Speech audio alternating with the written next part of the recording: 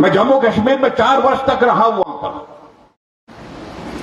लेकिन बहुत दुख होता था। कोई मंत्री आता था, मंत्री की गाड़ी में 2 झंडे लगे होते थे। एक तरफ तिरंगा झंडा लगा होता था और दूसरी तरफ जम्मू कश्मीर का अपना झंडा होता था, क्योंकि धारा 370 होती थी।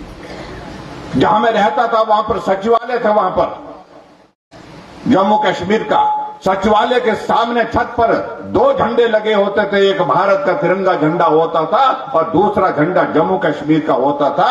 और दूसरा झंडा इसलिए होता था कि धारा 370 के अंतर्गत वहां जम्मू कश्मीर को अलग से झंडा जो है रखने की अनुमति थी। उसमें बहुत दिल को दुखता था, बहुत बुरा लगता था। अपने देश का एक राज्य जहां इस प्रकार की परिस्थिति है, झंडा एक नहीं और तिरंगा झंडे के समानांतर दूसरा झंडा हो, यह हम बर्दाश्त ही नहीं कर सकते थे। और इसलिए हम हमेशा कहते थे धारा 370 समाप्त होनी चाहिए।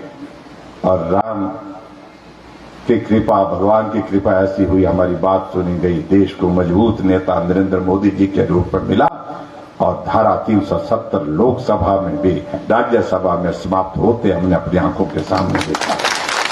आज अगर जम्मू कश्मीर जाते हैं, और मैं जाकर के अभी हाल ही में कुछ दिन पहले जाकर के आया, तो मैं वहां जरूर खड़ा हुआ उस सचिवालय के सामने जहां मैं रहा करता था। मैंने कहा वो झंडे 2 हैं कि 1 है।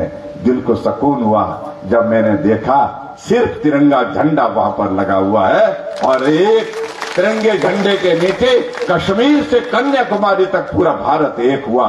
ये तभी संभव हुआ जब देश को मजबूत नेता नरेंद्र मोदी जी मिले।